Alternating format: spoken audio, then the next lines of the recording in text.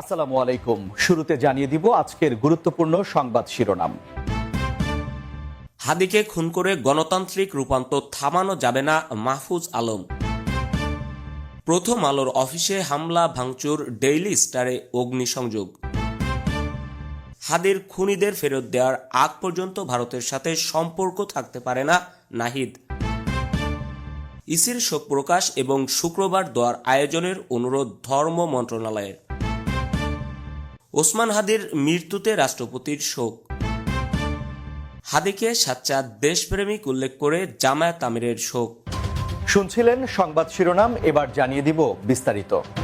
হাদিকে খুন করে গণতান্ত্রিক রূপান্তর থামানো যাবে না বলে জানিয়েছে সদ্য পদত্যাগকৃত তথ্য উপদেষ্টা মাহফুজ আলম। বৃহস্পতিবার 18 ডিসেম্বর দিবাগত রাতে এক রাজধানীর শাহবাগে আয়োজিত সংবাদ সম্মেলনে একথা জানান তিনি। এ সময় তিনি বলেন, আর কোনো ভুল করব না। প্রথম দাবি, হাদির খুনিদের ফেরত পাঠাতে হবে। এই দাবির ব্যাপারে কোনো আপোষ নয়। 18 কোটি মানুষের সাথে আর কোনো তামাশা চলবে না। বাংলাদেশে ঢুকে যদি আপনারা আমাদের ঘুম হারাম করেন, তবে আপনারাও শান্তিতে ঘুমাতে পারবেন না। শহীদ হবার বাসনা নিয়ে মাঠে আছি। তিনি আরও বলেন, ওসমান হাদিকে খুন করে গণতান্ত্রিক রূপান্তর থামানো যাবে না। সামনে নির্বাচনের মাধ্যমে গণতান্ত্রিক রূপান্তর হবে। যারা নির্বাচিত হয়ে দেশের ক্ষমতায় আসবেন, তারা দেশের স্বাধীনতা, সার্বভৌমত্ব রক্ষা করবেন।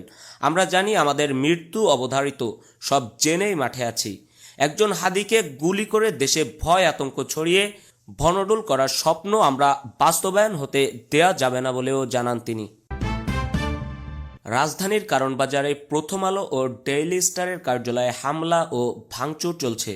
এর মধ্যে ডেইলি স্টার ভবনে অগ্নিসংযোগ করা হয়েছে। বৃহস্পতিবার রাত 12টার দিকে প্রথম আলোর অফিসে হামলা শুরু হয়। পরে ডেইলি স্টারে হামলা চালানো হয়। ইনকিলাব মঞ্চের মুখপাত্র শরীফ ওসমান বিন হাদির মৃত্যুর সংবাদ আসার পর একদল লোক পত্রিকাগুলোর অফিসের সামনে গিয়ে জড়ো হয় এবং হামলা চালায়। সামাজিক যোগাযোগ মাধ্যমে ছড়িয়ে পড়া লাইভ ভিডিওতে লাঠিসোঁটা নিয়ে হামলা ভাঙচুর করতে দেখা যায়। প্রথম আলোর সামনে সড়কেও আগুন জ্বালাতে দেখা গেছে। এছাড়া অফিস দুটির মধ্যে কয়েকজন কর্মী আটকে পড়েছে বলে জানা গেছে। ইনকিলাব মঞ্চের মুখপাত্র শরীফ ওসমান হাদির খুনিদের ফেরত দেওয়ার আগ পর্যন্ত ভারতের সাথে আর কোনো সম্পর্ক থাকতে পারে না বলে মন্তব্য করেছেন জাতীয় নাগরিক পার্টির এনসিপির আহ্বায়ক নাহিদ ইসলাম। বৃহস্পতিবার 19 ডিসেম্বর দিবাগত রাতে রাজধানীর শাহবাগে এক সংবাদ সম্মেলনে কথা বলেন তিনি বলেন, আমরা শোকহত নই, আমরা হাদিকে ধারণ করি। তার অসমাপ্ত লড়াই আমরা চালিয়ে যাব। ভারতীয় আগ্রাসনের বিরুদ্ধে আর বাংলাদেশের সার্বভৌমত্ব রক্ষার আন্দোলন হাদি শুরু করেছিল।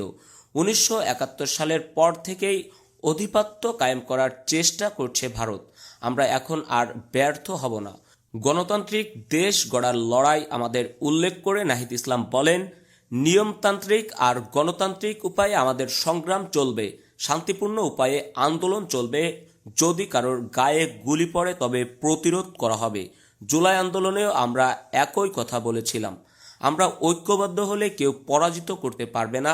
সবাই ঐক্যবদ্ধ থাকব, দায়িত্বশীল থাকব। অনেক সাবোটেজ করার পরিকল্পনা আছে আমাদেরকে, কেউ যেন ব্যবহার না করতে পারে, এসব ব্যাপারেও সতর্ক থাকতে হবে। নাহিদ উল্লেখ করেন, সব সামাজিক রাজনৈতিক মঞ্চ একত্রে দাঁড়ান। আগামীকাল কর্মসূচি দেওয়া হবে। সবার সাথে কথা বলে কর্মসূচি ঠিক করা হবে। খুনিদের ফেরত দেওয়ার আগ পর্যন্ত ভারতের সাথে আর কোনো সম্পর্ক থাকতে পারে না। একই সাথে ভারত সরকারকে শেখ হাসিনাকে ফেরত দিতে হবে বলেও জানান তিনি। শাহবাগে আন্দোলন অব্যাহত থাকবে জানিয়ে তিনি আরও বলেন, কেউ বাড়িতে ফিরে যাবে না। জনগণের ক্ষোভকে কাজে লাগিয়ে কেউ ফায়দা নিতে পারে। এসব ব্যাপারে সতর্ক থাকতে হবে। সারা দেশে দুর্বার আন্দোলন চলবে। আপনারা নেমে আসুন, অবস্থান নিন। আমরা মাঠে আছি এবং থাকব। এ সময় আসিফ মাহমুদ সজীব ভুইয়া বলেন, যদি যুদ্ধ হয়, যদি রক্ত ঝরে, তবে এই দেশের মানুষের সাথে কেউ পারবে না। যদি হাদির খুনিকে না ফিরিয়ে দেওয়া হয়, তবে লড়াই আরও তীব্র হবে। হাদির লড়াই চালিয়ে যেতে হবে নিয়মতান্ত্রিক উপায়ে। জুলাই ছাত্র জনতা আবারও সংগঠিত রাখা হয়েছে।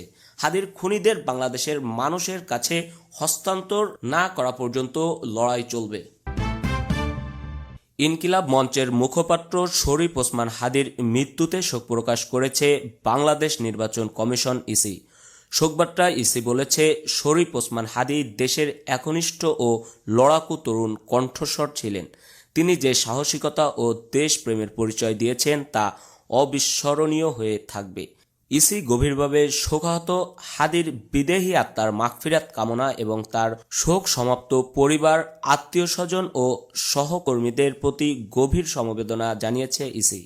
এছাড়া হাদির আত্মার মাগফিরাতের কামনায় শুক্রবার সারা দেশে বিশেষ দোয়া ও প্রার্থনার আয়োজনের অনুরোধ জানিয়েছে ধর্ম বিষয়ক মন্ত্রণালয়। ইনকিলাব মঞ্চের মুখপাত্র শরীফ ওসমান হাদির মৃত্যুতে গভীর শোক জানিয়েছেন রাষ্ট্রপতি মোহাম্মদ শাহাবুদ্দিন। বৃহস্পতিবার 18 ডিসেম্বর তিনি এই শোক প্রকাশ করেন। রাষ্ট্রপতি নিহতের পরিবারের প্রতি গভীর সমবেদনা প্রকাশ করেন। এর আগে হাদির মৃত্যুর বিষয়টি নিশ্চিত করেন ঢাকা মেডিকেলের নিউরো টিমের সদস্য হাদির চিকিৎসক ডক্টর আব্দুল আহাদ। তিনি জানান, সিঙ্গাপুর জেনারেল হাসপাতালের নিউরো সার্জিক্যাল টিম তার মৃত্যুর বিষয়টি জানিয়েছে। বাংলাদেশ সময় 9:30টার দিকে হাদি মারা যান বলেও জানান তিনি। ওসমান হাদির ভেরিফাইড ফেসবুক পেজ ও ইনকিলাব মঞ্চের ফেসবুক পেজে তথ্য জানানো হয়। বলা হয়, ভারতীয় আধিপত্যবাদের মোকাবিলায় মহান বিপ্লবী ওসমান হাদিকে আল্লাহ শহীদ হিসেবে কবুল করেছেন। গত 12 ডিসেম্বর গণসংযোগের জন্য রাজধানীর বিজয়নগর এলাকা থেকে চলন্ত মোটরসাইকেল থেকে হাদিকে গুলি করা হয়। গুলিটি তার মাথায় লাগে। গুরুতর আহত অবস্থায় তাকে ঢাকা মেডিকেল কলেজ হাসপাতালে অস্ত্রোপচারের পর ঢাকার এভারকেয়ার হাসপাতালে ভর্তি করা হয়। পরে উন্নত চিকিৎসার জন্য এয়ার অ্যাম্বুলেন্সে করে তাকে সিঙ্গাপুরে নেওয়া হয়। ওই দিন মোটরসাইকেলে করে এসে দুইজন তাকে খুব কাছ থেকে গুলি করে পালিয়ে যায়। পরে আশঙ্কাজনক অবস্থায় দ্রুত তাকে ঢাকা মেডিকেল জরুরি বিভাগে নেওয়া হয়। সেখানে চিকিৎসাধীন অবস্থায় জানা যায়, গুলি ওসমান হাদির মাথার ডান দিক থেকে ঢুকে বাম পাশ দিয়ে বের হয়ে গেছে, তবে অংশবিশেষ এখনও তার ব্রেনে রয়েছে। ইনকিলাব মঞ্চের মুখপাত্র এবং আপোষহীন জুলাই যোদ্ধা শরীফ ওসমান হাদির মৃত্যুতে গভীর শোক ও দুঃখ প্রকাশ করেছেন বাংলাদেশ জামাতে ইসলামের আমির ডক্টর শফিকুর রহমান। বৃহস্পতিবার 18 ডিসেম্বর এক প্রেস বিজ্ঞপ্তিতে তিনি এ শোক প্রকাশ করেন। বিবৃতিতে জামাতের আমির বলেন, শরীফ ওসমান হাদি ছিলেন একজন সাহসী জুলাই যোদ্ধা ও সাচ্চা দেশপ্রেমিক। তিনি অন্যায়ের কাছে কখনো মাথা নত করেননি। তার কণ্ঠস্বর ছিল আধিপত্যবাদী শক্তি ও অন্যায় অবিচারের বিরুদ্ধে। তিনি ছিলেন আপোষহীন একজন যোদ্ধা। দুনিয়ার কোনো লোভ লালসা তাকে স্পর্শ করতে পারেনি। তিনি আরও বলেন, ওসমান হাদি মানবিক নতুন বাংলাদেশ গড়ার স্বপ্ন দেখতেন। ন্যায়, সত্য, ইনসাফ ভিত্তিক সমাজ প্রতিষ্ঠার আন্দোলনে তার ভূমিকা ছিল অত্যন্ত গুরুত্বপূর্ণ।